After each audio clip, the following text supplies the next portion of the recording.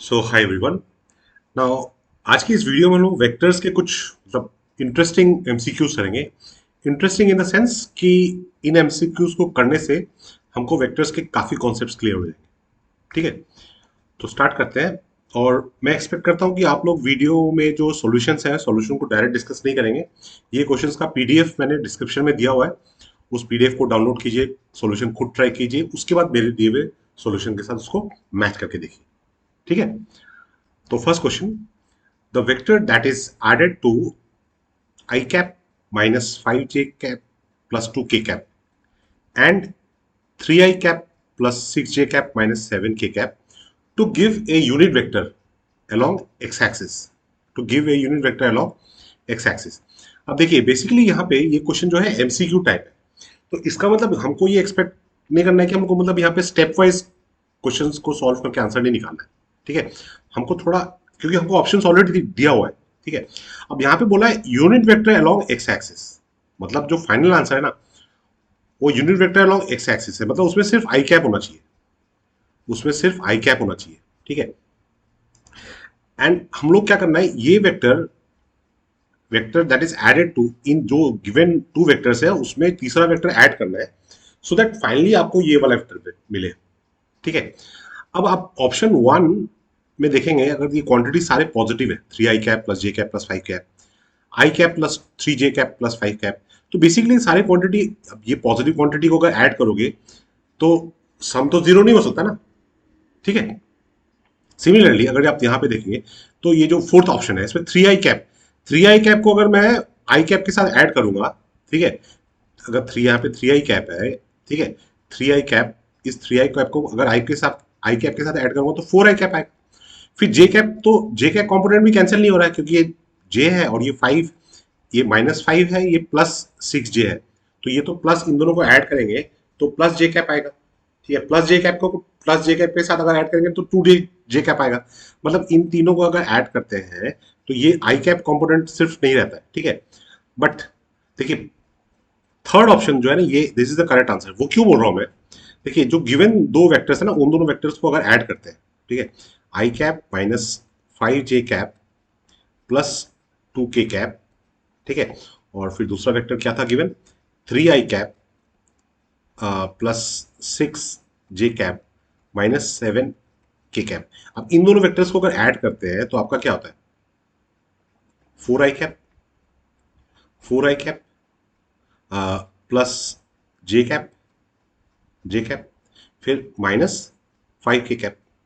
ठीक है, अब इस वेक्टर में आप नंबर थ्री वेक्टर, जो नंबर थ्री ऑप्शन है, उसको अगर ऐड करते हैं, प्लस -3i कैप माइनस जे कैप प्लस 5k कैप, तो क्या होता है, ये -j प्लस जे कैंसिल हो जाएगा, -5k प्लस 5k कैंसिल हो जाएगा, तो आपके पास क्या बचेगा, +4i और -3i, मतलब आई कैप।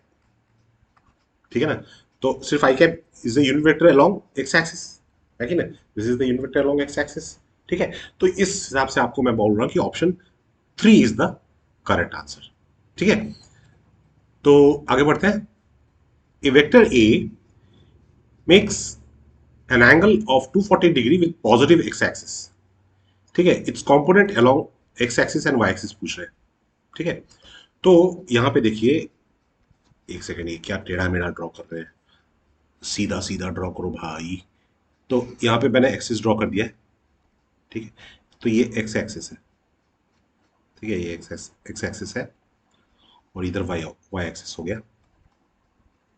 ठीक है, अब यहाँ पे क्या बोल रहे हैं कि जो वेक्टर ए है, it makes an angle of 120 degree with positive x axis, मतलब वेक्टर ए इस डायरेक्शन में, दिस इज वेक्टर ए, ये आपका पॉजिटिव एक्स एक्सिस है। ठीक है, तो यहां से ये एंगल 240 डिग्री हो रहा है, ये एंगल 240 डिग्री हो रहा है। ठीक है, तो इसका मतलब ये जो एंगल होगा, ठीक है, ये कितना होगा, 60 डिग्री होगा, क्योंकि ये तो 180 डिग्री है। करेक्ट, तो ये अगर 60 डिग्री होगा तो इसका कंपोनेंट, एक कंपोनेंट इस डायरेक्शन में होगा। ठीक है, वो कितना हो जाएगा, ए कॉस 60 डिग्री, एक कंपोनेंट नीचे की डायरेक्शन में होगा, वाई एक्सिस के डायरेक्शन में, वो कितना हो जाएगा, ए साइन 60 डिग्री। बट रिमेंबर, ये जो डायरेक्शन है ये निगेटिव डायरेक्शन है, ये डायरेक्शन है ये भी निगेटिव डायरेक्शन है। नेगेटिव एक्स एक्सिस, नीचे की तरफ नेगेटिव वाई एक्सिस, मतलब एक्स कंपोनेंट जो होगा वो नेगेटिव होगा। ठीक है, एक्स कंपोनेंट जो होगा वो नेगेटिव होगा, और जो वाई कंपोनेंट होगा, वाई कंपोनेंट मतलब ये वाला वाई कंपोनेंट है, ये वाई कंपोनेंट है। ठीक है, this is the y component, this is the y component and this is the x component. तो ये दोनों ही कंपोनेंट निगेटिव होंगे, ये दोनों ही कंपोनेंट निगेटिव होंगे। ठीक है, तो उस हिसाब से अगर आप देखें, ठीक है, तो हमको ये जो ऑप्शन 3 है, ये ऑप्शन 3 ही एक ऐसा ऑप्शन है जिसमें दोनों आंसर्स निगेटिव है। ठीक है, तो उस हिसाब से तो हम देखें तो डायरेक्टली हमको पता चल गया कि option 3 is the correct answer. ठीक है, बिना सॉल्व किए, और सॉल्व करके देखेंगे तब भी हमको सेम ही आंसर मिलने वाला है, क्योंकि ए साइन 60 डिग्री मतलब कितना होता है? ए साइन 60 डिग्री मतलब होता है ए इंटू √3/2। नेगेटिव वाई डायरेक्शन में है मतलब माइनस साइन होगा यहाँ पे। ठीक है, तो मतलब ये वाला ऑप्शन हो गया। ठीक है, ये वाई कॉम्पोनेंट हो गया। एक्स कॉम्पोनेंट क्या है? ए कॉस 60 मतलब a into 1/2, that is equal to a/2। But ये नेगेटिव डायरेक्शन में है, इसलिए माइनस साइन आएगा, तो -a/2। ठीक है, ऑप्शन 3 हो गया करेक्ट आंसर। ठीक है, if a vector twice i cap plus 3j cap plus 8k cap is perpendicular to 4j cap minus 4i cap plus alpha k cap, then alpha value. देखिए, अब देखिए, अगर ये वेक्टर a है और ये दूसरा वेक्टर b है, तो अगर a और b परपेंडिकुलर हैं तो इनका डॉट प्रोडक्ट क्या होगा? इनका डॉट प्रोडक्ट जीरो होगा, इनका डॉट प्रोडक्ट जीरो होगा, है कि नहीं? इनका डॉट प्रोडक्ट जीरो होगा। तो डॉट प्रोडक्ट निकाल के देखते हैं। ठीक है, 2i कैप, यहाँ पे 4i कैप, ऑर्डर देखना, आई कैप के साथ जाता है, सो -8। ठीक है, 3j कैप 4j कैप +12। ठीक है, 8k कैप अल्फा, यहाँ पे अल्फा है तो 8 अल्फा हो गया। डॉट प्रोडक्ट क्या होगा? जीरो होगा। तो मतलब 8 अल्फा इज इक्वल टू -4, मतलब alpha is equal to -1/2, alpha is equal to -1/2, मतलब option 3 is the correct answer. ठीक है, फिर पूछा है the angle between a cross b and a plus b. ठीक है, अब देखो इसको हमको सॉल्व नहीं करना है, सॉल्व करके ये मतलब काफी कॉम्प्लिकेटेड हो जाएगा। सिंपल कॉमन सेंस, जब आप वेक्टर ए और वेक्टर बी को ऐड करते हो तो सपोज कर लो कि ये वेक्टर आर मिलता है। तो ये जो आर होता है, मतलब देखो यहाँ पे एक चीज है, कंडीशन क्या होता है कि ना, जब दो वेक्टर को हम लोग ऐड कर रहे हैं ना, तो ये दोनों वेक्टर कोप्लेनर होंगे, कोप्लेनर, कोप्लेनर। ठीक है, और ये जो आर होगा ना, ये आर भी ए और बी के साथ कोप्लेनर होता है, कोप्लेनर मतलब आप जिन वेक्टर्स को ऐड करते हैं वो दोनों वेक्टर सेम प्लेन में होता है, और जो उनका रिजल्टेंट होता है वो भी उसी प्लेन में होता है। ठीक है, मगर जब आप ए क्रॉस बी निकालते हो ना, तो ए क्रॉस बी जो होता है वो ए ए और बी के परपेंडिकुलर डायरेक्शन में होता है। ठीक है, मतलब ए और बी जिस प्लेन में है, ए क्रॉस बी उसके परपेंडिकुलर प्लेन में होगा। ठीक है, और बात समझ में आएगी नहीं? मतलब जैसे यहाँ पे दो प्लेन म्यूचुअली परपेंडिकुलर प्लेन में ड्रॉ कर दिया, तो ठीक है, सपोज कर लो ये एक प्लेन हो गया। ठीक है, और इसका एक, इसके परपेंडिकुलर डायरेक्शन में और एक प्लेन, कलर चेंज कर देते हैं, तो यहाँ पे और एक प्लेन हो गया। तो ये दोनों प्लेन ना म्यूचुअली परपेंडिकुलर है। ठीक है, तो यहाँ पे देखो वेक्टर ए,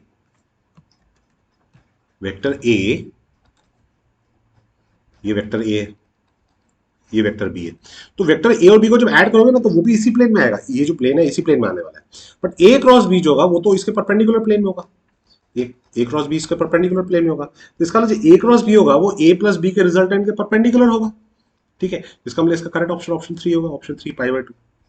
ठीक है, फिर next question, if a cross b, modulus of a cross b is equal to √3 times a dot b, then find the value of modulus of a minus b.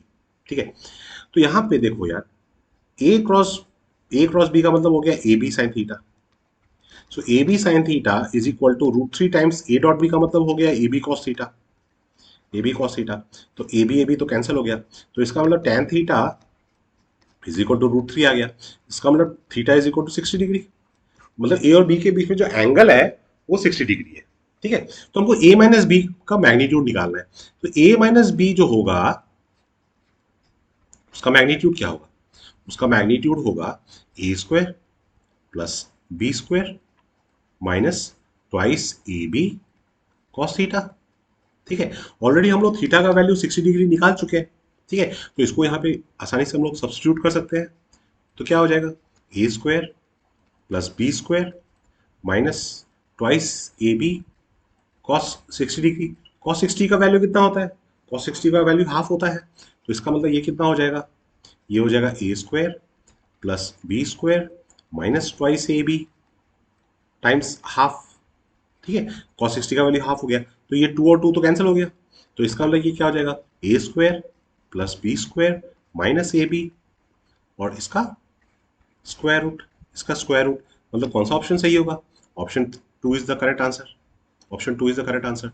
ठीक है, फिर पूछा है next question, the resultant of a and b is perpendicular to a, so what is the angle between a and b, what is the angle between a and b. ठीक है, तो देखो यहाँ पे इसको थोड़ा डायग्राम हमको ड्रॉ करना पड़ेगा। दिस इज, ये हो गया आपका सपोज एक वेक्टर, पहले ड्रॉ कर लेता हूँ। ये दूसरा वेक्टर हो गया, ये है वेक्टर ए, ये है वेक्टर बी। तो इनका जो रिजल्टेंट है ना, इनका जो रिजल्टेंट है वो ए के साथ परपेंडिकुलर है, तो परपेंडिकुलर इस डायरेक्शन में गया। ठीक है, परपेंडिकुलर। ठीक है, तो ए वेक्टर बी वेक्टर, ये तो आर जो है वो ए और बी का रिजल्टेंट है, और जो आर है वो ए के साथ परपेंडिकुलर है, आर ए के साथ परपेंडिकुलर है। ठीक है, so what is the angle between a and b पूछ रहे हैं, what is the angle between a and b. ठीक है, तो ए और बी के बीच में जो एंगल है ना, ये एंगल, ये मान लेते हैं ये थीटा है। ठीक है, ये एंगल थीटा है। तो ए और बी के बीच में एंगल थीटा हो गया, थीटा का वैल्यू हमको पता लगाना है। ठीक है, तो देखो यहां पे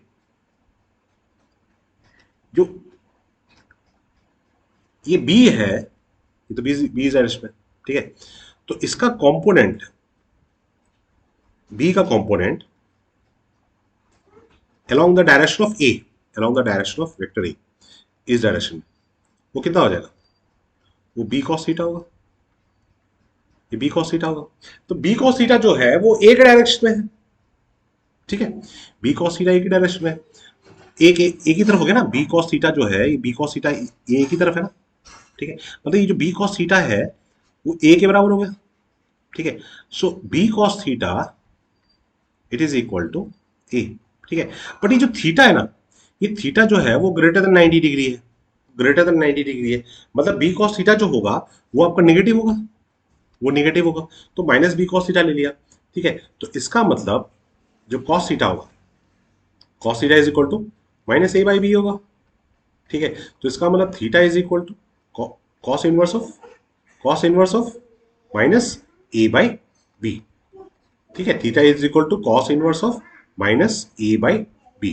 ठीक है, सो ये हो गया आपका इस क्वेश्चन का आंसर। ठीक है, आगे बढ़ते हैं next question. The component of vector A 2i cap plus 3j cap दिया है along the direction of vector, इसको वेक्टर को बी मान लेते हैं। ठीक है, इसको वेक्टर को बी मान लेते हैं। ठीक है, तो component of a along b चाहिए। ठीक है, तो मतलब जैसे मान लो कि यार ये this is vector a, this is vector b, this angle is theta. ठीक है, तो component of a along b जो होगा वो ए cos थीटा होगा। बट ये ए cos थीटा बी के डायरेक्शन में कैसे होगा, आपको डायरेक्शन कैसे बताओगे, इसको बी कैप के साथ मल्टीप्लाई करना पड़ेगा, बी कैप के साथ मल्टीप्लाई करना पड़ेगा।